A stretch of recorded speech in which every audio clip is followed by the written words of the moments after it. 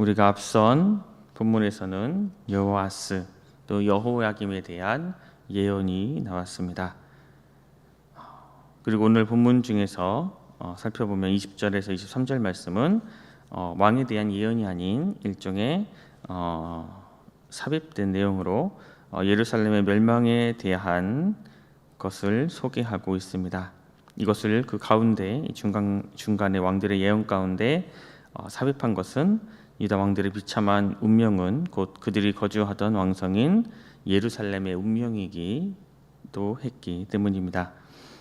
이어서 24절에서 30절 말씀은 이제 여호야긴과 관련된 예언의 말씀을 하고 있습니다. 여호야긴이 바벨론 왕 느부갓네살에 의해서 바벨론의 포로로 끌려가 거기서 죽고 고국으로 돌아가지 못할 것이다 라는 예언이 하고 있습니다. 그럼 이러한 본문을 살펴보며 우리 함께 은혜를 나눠보도록 하겠습니다. 지금 하나님께서는 계속 예레미야 선지자를 통해서 예루살렘에 찾아올 그 심판을 경고하고 계십니다.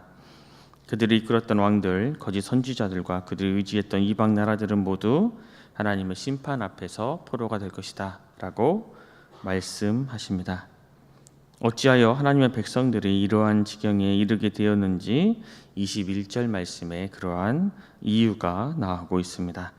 오늘 본문 21절 말씀을 함께 읽겠습니다. 21절 말씀입니다. 내가 평안할 때에 내가 내게 말하였으나 내 말이 나는 듣지 아니하리라 하였나니 내가 어려서부터 내 목소리를 청정하지 아니함이 내 습관이라. 이스라엘 백성들은 이제 불순종이 습관이 되었다라고 말씀합니다. 여기서 습관이라는 이 단어는 히브리어로 데레크라는 단어입니다. 이 단어는 길이라는 의미로도 사용되고 있습니다. 숲에 길이 날 때 그냥 단순히 한두 번 지나간 걸로 길이 나지 않습니다. 반복적으로 꾸준히 걸어가야 그곳에 길이 납니다. 마찬가지로 이스라엘 백성들이 한 번, 두 번 하나님께 불순종한 것이 아니라 반복적으로 꾸준히 불순종의 삶을 살아왔다 말씀하고 있습니다. 남유다는 지금 하나님께서 오래 참고 또 오래 기다리심으로 지금까지 남아 있었습니다. 하지만 꺾지 않는 그들의 불순종, 그들의 이 불순종의 습관으로 말미암아 결국 심판의 자리에 이르게 되는 것입니다. 우리의 삶에도 불순종이 습관이 된 상태가 없지는 않는지 되돌아볼 필요가 있습니다. 한 번이 두 번이 되고 두 번이 세 번이 될 수 있습니다. 이제 우리가 그 사실을 깨닫지 못하고 그 죄악을 잘라내지 못하고 그러한 불순종이 내 삶의 습관이 되어 있다면 그것은 나의 영혼을 좀먹게 할 수 있는 것입니다. 이렇게 습관이라는 것은 하루아침에 생기는 것이 결코 아닙니다. 생각이 바뀌면 행동이 바뀌고 행동이 바뀌면 습관이 바뀌고 습관이 바뀌면 성격이 바뀌고 성격이 바뀌면 인생이 바뀐다라는 말이 있습니다. 과연 우리에게는 어떠한 습관이 있습니까? 또 어떤 습관을 갖기 위해서 애쓰고 있습니까? 하나님이 보시기에 거룩한 습관을 기르기 위해서 우리는 과연 어떠한 노력을 하고 있습니까? 세상에서는 성공하는 사람들의 습관이다라는 내용의 책들이 많이 나와 있습니다. 성공하는 사람들을 찾아보면 이런저런 그들이 공통적으로 가지고 있는 습관들이 있다라는 겁니다. 그래서 그런 습관들을 가지면 나도 그 사람들처럼 성공할 수 있다라는 내용의 책들이 많이 있습니다.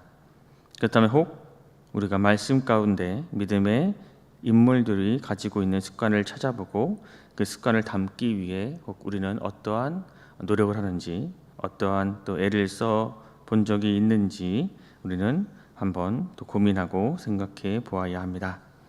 하나님의 말씀을 잘 듣기 위해서 또 하나님의 말씀에 잘 순종하기 위해서 또 하나님의 마음에 합당하기 위해서 우리만의 습관을 가질 필요가 있습니다. 하나님과 친밀해지기 위한 거룩한 습관을 우리는 길러야 합니다. 그래서 하나님의 뜻을 잘 깨달아 하나님께서 부어주시는 은혜를 풍성히 누리는 우리 모두가 될 수 있기를 또 간절히 소망합니다. 그럼 이어서 우리 22절 말씀을 또 함께 읽겠습니다. 22절 말씀입니다.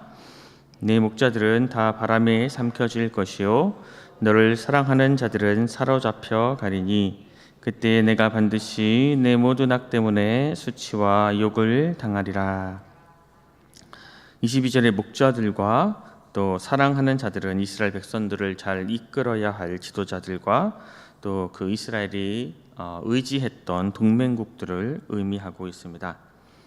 하나님께서 세우신 지도자들은 백성들을 하여금 하나님을 잘 믿고 하나님의 말씀에 잘 순종하고 또 하나님 말씀에 잘 섬기게 하는 부르심을 받은 자들이었습니다. 먼저 모범이 되고 먼저 그들의 삶을 통해 너희는 이렇게 살아야 한다라고 알려줄 의무가 있는 사람들이었습니다. 하지만 오히려 이들이 먼저 타락하고 불순종함으로 예루살렘으로 하여금 헛된 이방신을 섬기게 만들었습니다. 그리고 그들이 의지했던 동맹국들은 자신들이 섬겼던 우상을 그들에게 전해 주었습니다. 이로 말미암아 예루살렘은 하나님을 버리고 헛된 우상을 섬기게 된 것입니다. 그래서 하나님께서는 지금 이들이 수치와 욕을 당하게 될 것이다 말씀하고 계십니다. 이제 예루살렘을 도울 수 있는 사람은 아무도 없습니다. 그 어떤 나라도 그들을 도울 수가 없습니다. 결국 이들은 해산하는 여인의 고통과 같은 그러한 고통을 겪게 될 것이다 라고 말씀하고 계십니다. 이어서 우리 24절 25절 말씀을 제가 읽겠습니다. 24절 25절 말씀입니다. 여호와의 말씀이라 나의 삶으로 맹세하노니 유다 왕 여호야김의 아들 고니야가 나의 오른손에 인장 반지라 할지라도 내가 빼어 내 생명을 찾는 자의 손과 내가 두려워하는 자의 손 곧 바벨론의 왕 느부갓네살의 손과 갈대아인의 손에 줄 것이라. 여기서 말하는 여호야김의 아들 고니야는 이제 남유다의 그 왕 여호야긴이었습니다. 여호야긴입니다. 먼저 하나님께서는 여호야긴을 어떻게 표현하십니까? 나의 오른손에 인장 반지다라고 말씀하십니다. 인장 반지와 오른손은 모두 긍정적이고 아주 친밀한 관계, 또 힘과 권위를 상징하는 것들입니다.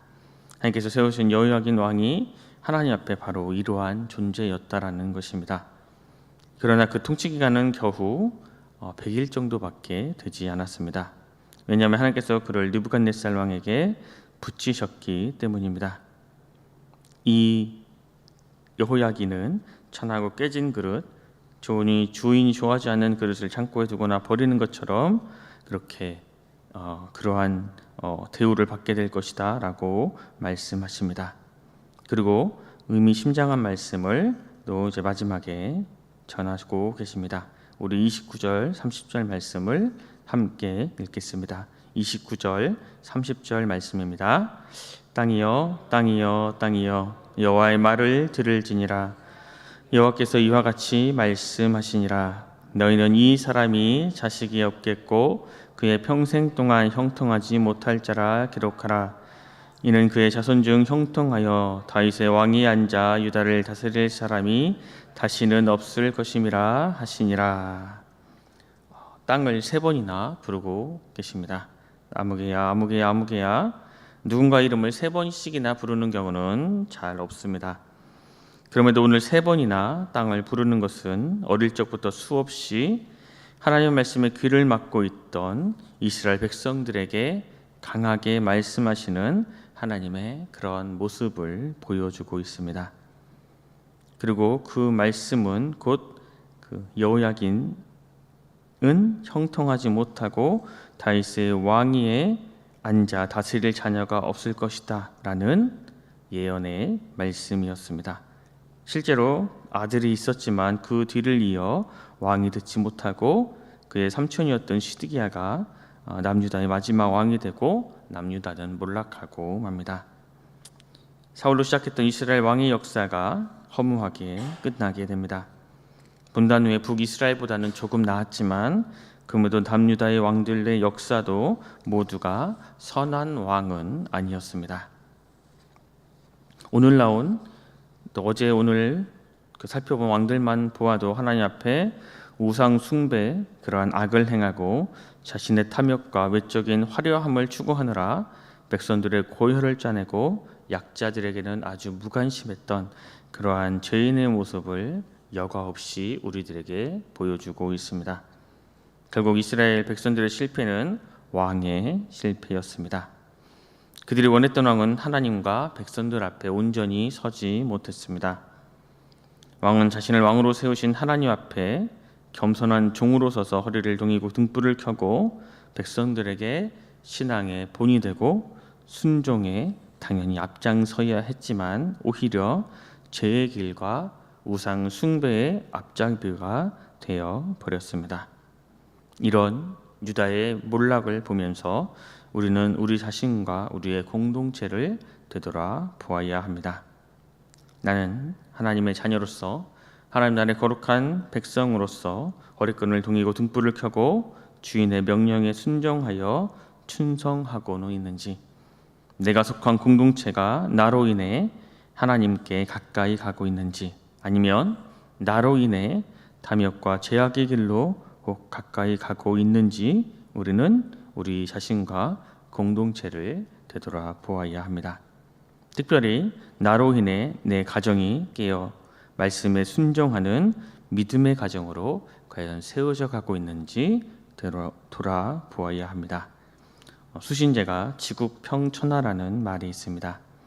남유다의 왕들은 자기 마음 안에 하나님의 나라를 세우는 데 실패했고 그 결과 가정과 나라와 세상에 하나님의 나라를 세워가는 것에 실패했습니다. 우리는 이런 말씀을 통해 그 길을 따라가면 안 된다라는 교훈을 얻어야 합니다.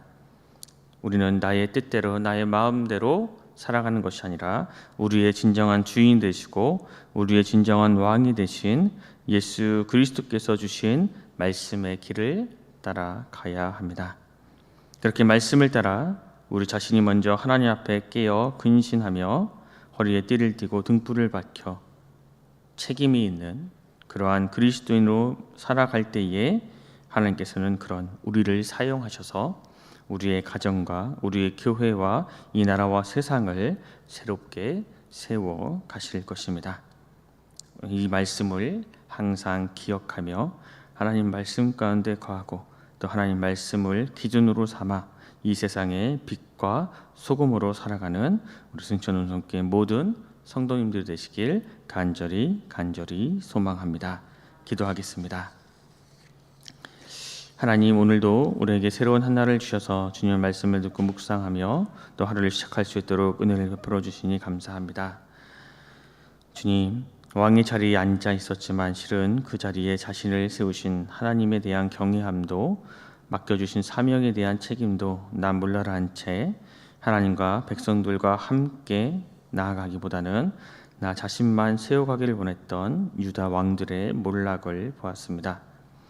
장차 우리도 하나님과 사람 앞에 어떠한 모습으로 발견되고 기억될지 두려워하며 살아가게 하시고 또 나만 위해 사는 인생이 아니라 하나님과 이웃과 함께 나아가는 그러한 복된 삶을 살아가게 하여 주시옵소서. 그러한 삶이 정말로 복된 삶이고 그러한 삶이 정말로 하나님께서 바라고 원하시는 삶임을 깨닫게 하여 주시고 우리가 힘써 그러한 삶을 살아낼 수 있도록 주님 우리의 믿음과 신앙을 지켜 주시옵소서. 이 땅에 사는 동안에 또 허리띠에 띠를 띠고 등불을 밝혀 다시 오실 주님을 기다리며 우리에게 맡겨준 거룩한 책임을 다하는 또 참된 그리스도인으로 살아가게 하여 주시옵소서. 그래서 참된 왕 되신 예수님처럼 약자들을 긍휼히 여기고 이 땅 가운데 하나님의 사랑과 하나님의 공의를 세워가는 일에 귀하게 쓰임받는 하나님 나라의 거룩한 백성들이 되게 하여 주시옵소서. 모두가 감사드리며 귀하신 예수 그리스도 이름으로 간절히 기도드립니다. 아멘.